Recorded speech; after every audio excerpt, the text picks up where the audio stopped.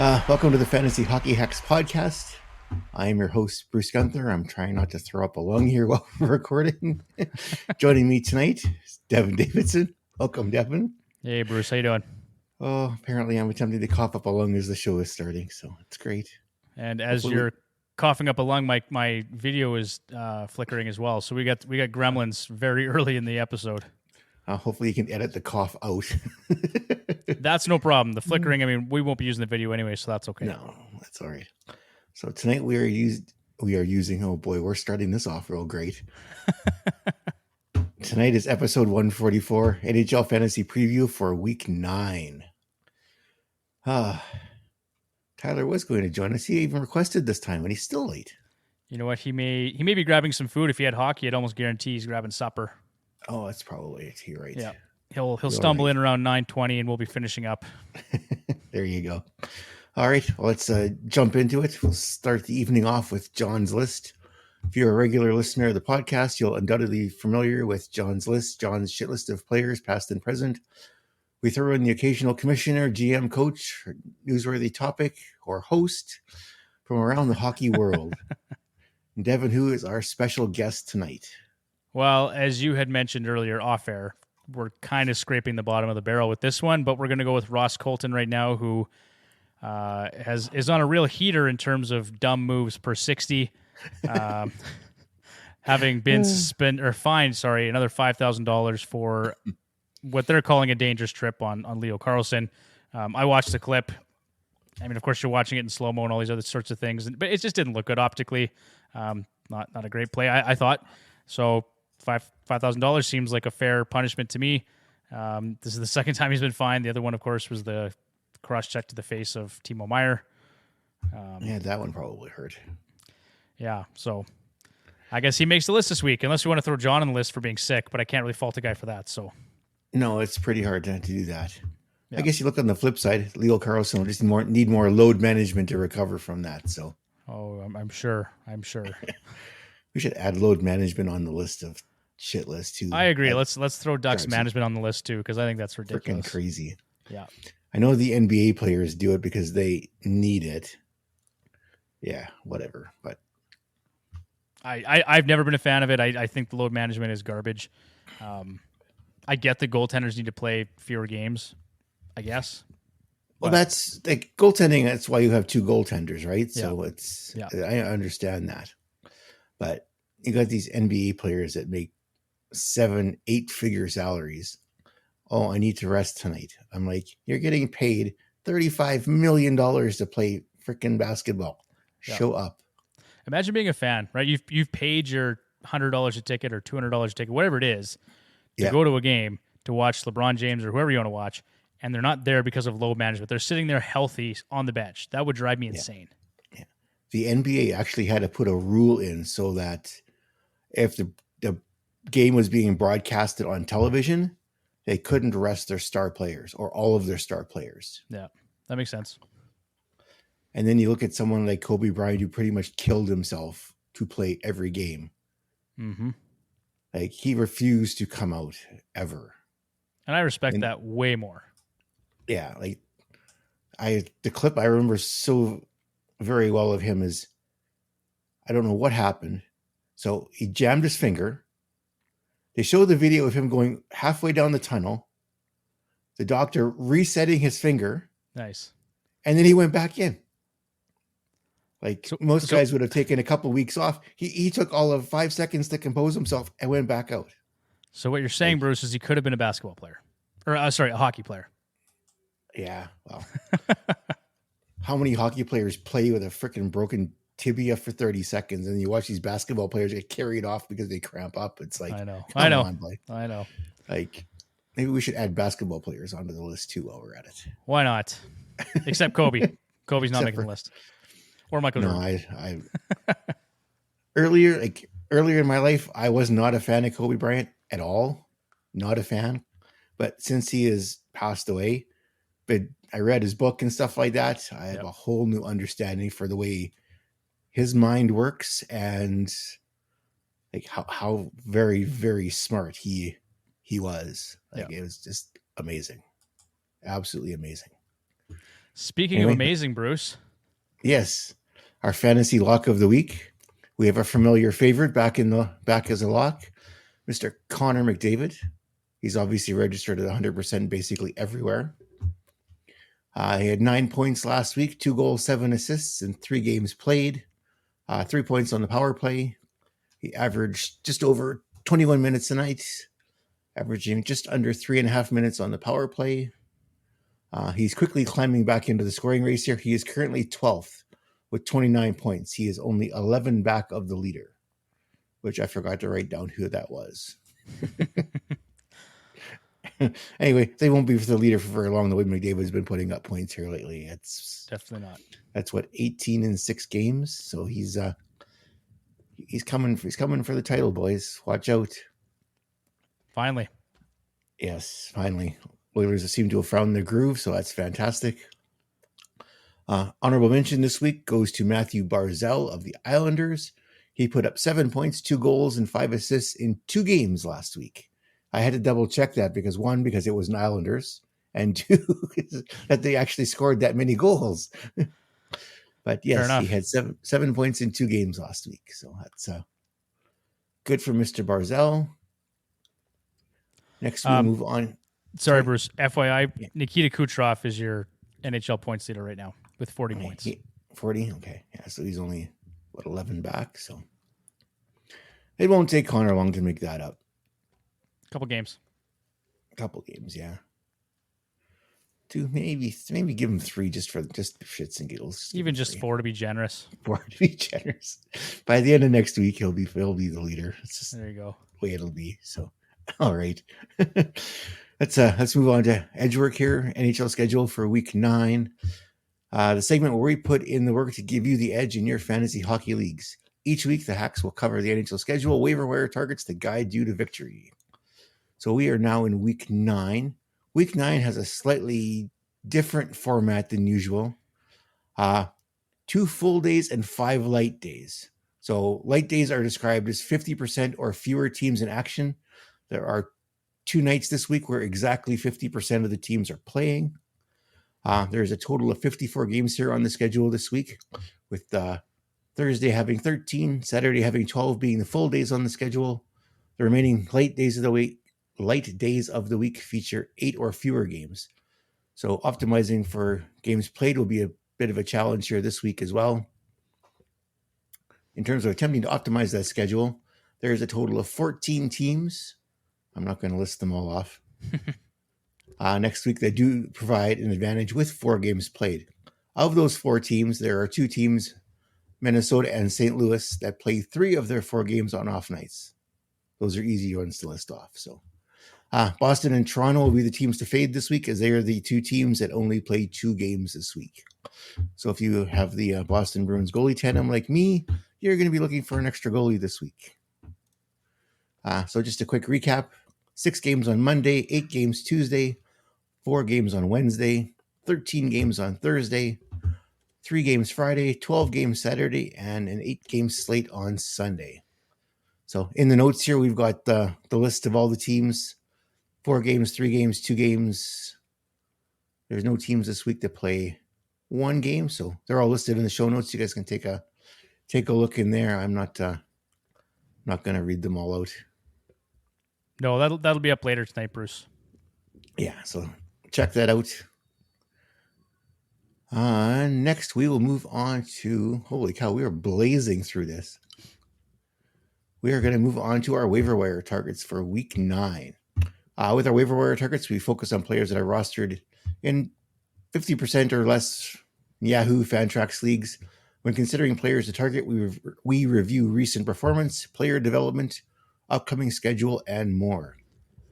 So to start off our list of forwards, I believe, Devon, you picked this guy up already. So you want to start us off? Well, in typical fashion, Bruce, you know what these players, if I'm talking about them on the show, chances are I've picked up at least 1 or 2. Jake Neighbours, I picked him up this week. Left wing eligible for the St. Louis Blues, 9% rostered in Yahoo, 31% in Fantrax. I know in a lot of keeper and dynasty formats, this guy is obviously taken. Has a lot of upside potential, but 4 games on the schedule, Vegas twice, but then Columbus and Chicago on the back half of the week, which should be productive there. He's playing on the top line with Pavel Buchnevich and Robert Thomas, as well as on the top power play unit. So lots of potential here, and he's been productive. So the 21-year-old's got 8 points, 7 goals in his last 7 games played. Massive minutes on the power play and at even strength over his last 4 contests. He's topped 20 minutes in 2 of his most recent games. Excellent production, like I had mentioned, but also notable category coverage with shots, hits, and blocks. Makes him a must-roster player with an upcoming 4-game schedule in Week 9, sort of a slam dunk. So go out and grab Jake Neighbours, and probably could be a season-long hold as well. Oh, I'm pretty sure. Well, he's gone in our one league. I'm pretty sure he's long gone in the other one too. So yeah, I don't have to go look, so that's just fine. This next guy might still be there, but we'll check later. Michael Bunting, he's rostered 30 of Carolina. He is rostered 32% in Yahoo, 43% in Fantrax. Carolina is another team that plays 4 games this week. They are on the road in Winnipeg, Edmonton, Calgary, Vancouver. That lovely West Coast swing. He's on the first line with Sebastian Aho and Seth Jarvis. He's also spending some time on power play too. So Bunting is on pace for 59 points to date this season, and is seeing considerable time on the first line with Aho and Jarvis. Along with time on the second power play unit, he's got 6 points, 2 goals in his last 5 games played. It's not too bad. Carolina's doing a little bit better. Goaltending is surprisingly leaving a little something to be desired here in the last couple of weeks. Quite a bit, I'd say, yeah. God, was that Tampa that lit up Ranta for 8? Yeah, was it 8-1? Something like that. It was ugly. And actually, I just read again this morning, Tony DeAngelo has now been healthy scratched for 6 straight games. Yikes. That experiment didn't go well. No, not at all. Did not go well at all. Ooh. All right. You want to talk to our next guy here? Yeah, JT Compher. Honestly, it's just really sad what's transpired in Detroit. I feel awful for Dylan Larkin and his family. Yeah. So our condolences go out to him and his wife. But, obviously just given what's happened there, JT Compher is going to have to try and fill in those shoes as best he can. And he's done an admirable job to this point. Left wing, right wing eligible for Detroit, 33% rostered in Yahoo, 41% in Fantrax. 3 games on the schedule, but he is playing on that top line with DeBrincat and with Lucas Raymond, and on the power play, or the top power play. Big minutes for him, piling up points, 19 points in 23 games. He's on pace for a career best 68 points. Shot volume at 1.1 shots on goal per game, and his individual shooting percentage at 23.1% are obviously big concerns. But right now, while he's putting up points and he's getting that prime deployment, he's probably worth a look in most formats. Oh, most definitely. And then too, they're going to get Patrick Kane here at some point down the road too. He's going to join the team once he's acclimated in. Yeah, they said 7 to 10 days. So I would say that was earlier last week. I can't remember the exact day, but we're probably looking at some point like mid next week, right? That's not too bad at all. So, playing with DeBrincat and Kane and Compher in the middle. Just sit there and just pass. Nothing wrong with that. Just dish some pucks. It'll be nice. Yep. Next guy on the list here is Kirill Marchenko, Columbus Blue Jackets. He is rostered 25% in Yahoo, 56% in Fantrax. Columbus has got 4 games this week. They are at home to LA, on the road to the Islanders, and then back at home to St. Louis and Florida. He is currently on line 1 with Boone Jenner and Johnny Gaudreau. He's also got a spot on Power Play 1. That is very nice. Marchenko's stock continues to rise here as he has been given prime deployment on the top line alongside Boone Jenner and Johnny Gaudreau, as well as the top power play for the Columbus. Friday night against the Senators saw a sharp drop in ice time to, holy crap, only 11:19 and no power play time. But before that, he had averaged 18.43 and a 66% power play share. Came out to 3.13 power play time on ice, 4 points with 3 goals in 6 games played. Assuming he maintains that top level deployment, Marchenko could be a season-long addition and is particularly helpful for this upcoming week with 4 games on the docket. I still like Marchenko moving forward here, but he does have 0 points in his last 3 games. So I just wanted to update that in terms of the most recent information we have available to us. He had 3 shots on goal in his last game, 2 before that, and he did get back to about 50% power play share against Boston today.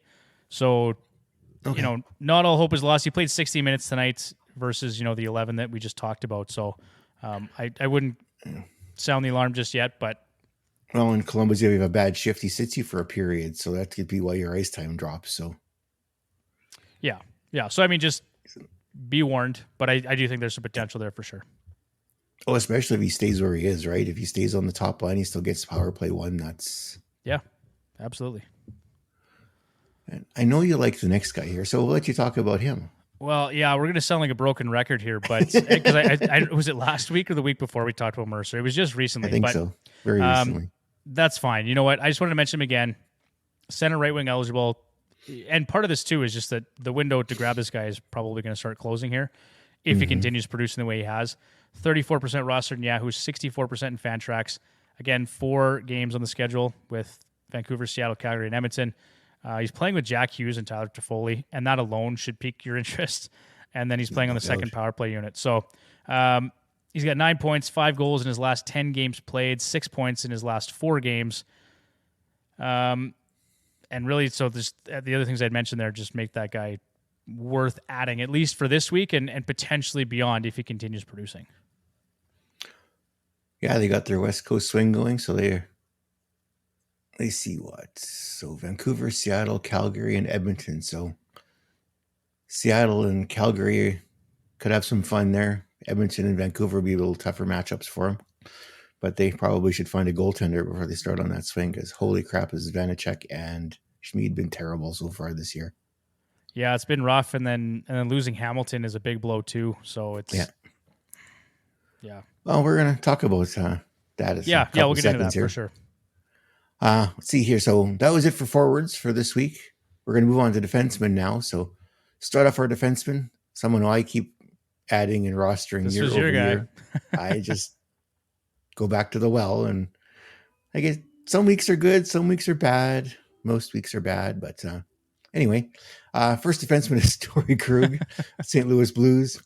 Rostered 28% in Yahoo, 53% in Fantrax. They have got 4 games this week. They are on the road to Vegas, then they're home to Vegas, and then back on the road for Columbus and Chicago. He's currently on the second pair with Justin Falk. Overall, it has been a career low season for Torrey Krug offensively. However, the 13-year NHL vet has rebounded lately with 4 points in his last 4 games. While playing just 21 and a half minutes time on ice. He's got a 64 point pace. Wouldn't that be nice? 64% power play share. Too many acronyms. Krug provides roughly a block and a half per game as well. But we probably shouldn't be relied too much more for category coverage beyond basic points. No, he doesn't do much beyond that, which obviously limits his upsize. As was previously mentioned, Jake Neighbour's Krug benefits from a 4-game schedule with 3 of those games taking place in off nights. Well, I really hacked the hell out of that, didn't I? You got it out there. It's all good. Got it out there. We'll let you talk about the next guy who's I would say is probably in the short term, at least a Dougie Hamilton replacement, if not maybe a little more, depending on how Hamilton's long. I'll let you talk about our next guy. Yeah, Simon Nemec, or Nemitz, however you pronounce it. I've heard different pronunciations. But anyway, Simon Nemec, 10% rostered in Yahoo, 46% rostered in Fantrax. He's got 4 games on the schedule, obviously, as we talked about Dawson Mercer. He's playing on the top pairing, actually, with Jonas Siegenthaler. And he made his NHL debut on Friday against San Jose, posted 2 assists, and led all Devils defensemen in ice time at 22:38. He's got some nice category coverage. He had 3 shots on goal, 1 power play assist, and 1 hit. And as I just mentioned, Dougie Hamilton is out long-term with a pectoral tear. And I mentioned to you the other night, Bruce, like when that happened to Matt Dumba, he was done for the year, and then he really wasn't the same, I mean, maybe ever again. Yeah, that's all your arms and everything, right? That can mess up everything. So we'll see. I'm not saying Dougie Hamilton's done, but it's a significant injury. which means that Nemec and Luke Hughes are going to get significant time to show their stuff at even strength and on the power play. Yeah. And it's not like they eased him in. They dropped him right into the deep end. But I guess if you're going to do it, I guess San Jose would be the team to do it to. Yeah. I mean, nothing like test it out, see what happens, right? But so he's a youngster. He's going to have some struggles, no question. But I would have some interest in him. And for someone like you, Bruce, if you're looking for a D-man to bolster your lineup, you could do worse. Yeah, definitely. He could get Torrey Krug. Well, or you could go on to our next guy. Yes, next guy here is Noah Hannafin of the Calgary Flames. Currently rostered 37% in Yahoo, 61 in Fantrax. 3 games this week at home versus Minnesota, Carolina, and New Jersey. That doesn't bode well for Calgary. Playing on the second pairing with Chris Tanev. How about what Tanev did the other night, eh? What did Tanev do? Blocked a shot with his face. Oh, I did hear about that. I didn't see the play. I was watching the game when he did it, and holy crap, he ended up with a few stitches. It looked like it made a mess of his face, but he just got a few stitches. That was it. It did not look good, but the thing is, usually when you dive in front of a shot, it's feet first. He went face first and took it right off the noodle. He sure did. Why wouldn't you okay. I mean, maybe that's why I'm not a defenseman in the NHL. I'm not willing to use my face to block a puck, but I mean, let your goalie stop it, man. What are you doing? Exactly, right? I'm just going to use my face because, I haven't used it lately. I'm just going to block a shot with it. Love the effort. Love the effort from Chris Tanev, but not the way I would have gone personally. Well, it makes 2 of us. Well, I can't even skate, so it takes me right out of the picture. So, oh boy. Back to Mr. Hannafin. He has 5 points, 3 goals in his last 8 games played.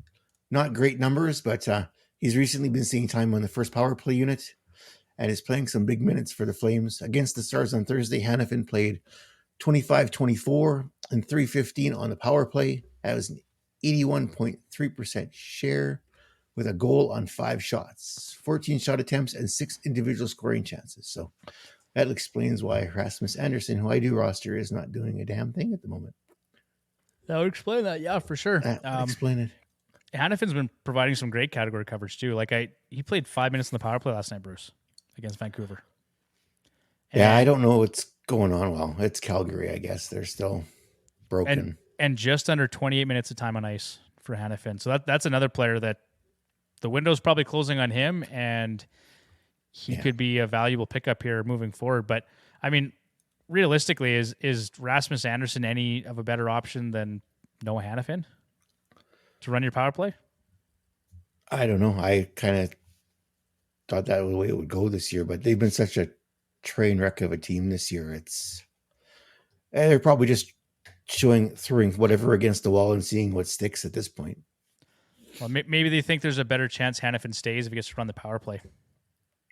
Maybe. That's it.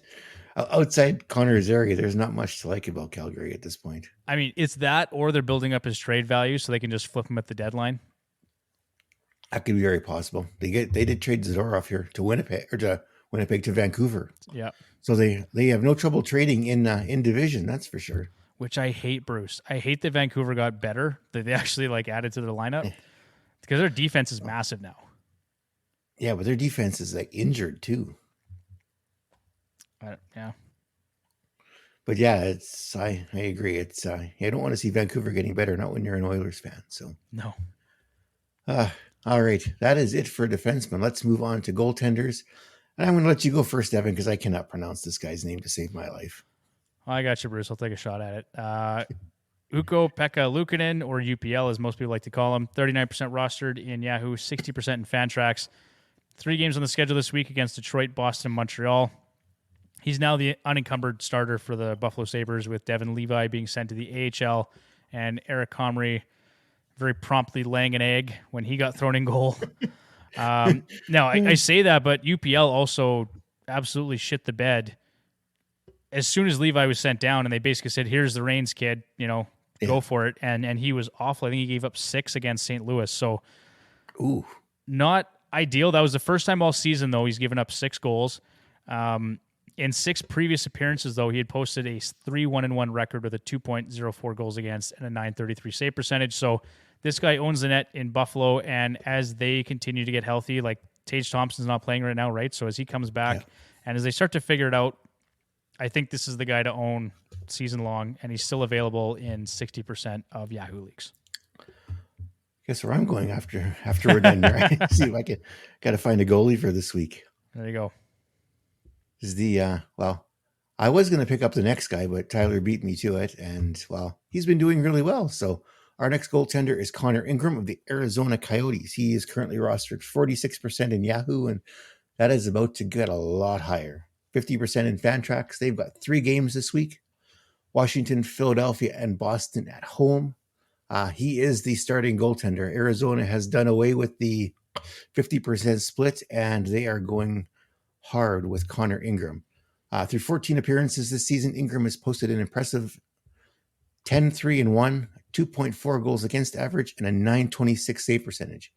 Ingram has been particularly impressive here over his last 4 contests with 4 wins and 1 shutout, and an outwardly 1.23 GAA, goals against average. Oh God, acronyms. And a 961 save percentage. I'm like, what is that? Oh yeah, there you go. Yeah. There you go. Having started 6 consecutive games for Arizona, it is safe to say that the 26-year-old has a stranglehold on the starting position. And at 46% rostered in Yahoo, the window to grab this player is closing quickly. And those 4 teams he beat were no slouches. They are all 4 previous Stanley Cup champions. Yeah, good teams. Tampa, Vegas, St. Louis, and Colorado, I believe, are the 4 teams. That is amazing. He's been a very welcome surprise for the Arizona Coyotes, I'm sure, who really wanted to take a step forward this year, right? They had a lot of young talent. We talked about it. They have more NHL-ready players or veteran players on the roster this year. Yeah. And they're getting good goaltending, phenomenal goaltending. So yeah, I don't think they expected it to come from Ingram, though. For sure. And he's beginning to show what Nashville started in when they drafted him, and then let him go because he didn't perform that well. It took him a year in Arizona, but he's he looks great. Well, and there's lots of competition in the nets in Nashville too, right? They had Saros, they had they drafted Askarov, so there was just players available that they kind of thought, well, we can ship this guy out. Yeah, but waivers though, that's the only bad thing. They lost him on waivers. They didn't get anything for him. Yeah. Next goalie on the list, one of Tyler's favorites, but unfortunately Tyler's not here, so we'll let Devon talk about him. Sure. Well, you know what? Again, another player that I picked up myself this week, Elvis Merzlikins for the Columbus Blue Jackets, 38% rostered in Yahoo, 61% in Fantrax. 4 games on the schedule this week: LA, the Islanders, St. Louis, and Florida. Again, another player who has got a stranglehold on the net. And his numbers aren't great. He's got a 3.04 goals against, a 911 save percentage. Nothing to really get too excited about, but behind a poor team like the Columbus Blue Jackets, that's actually fairly impressive.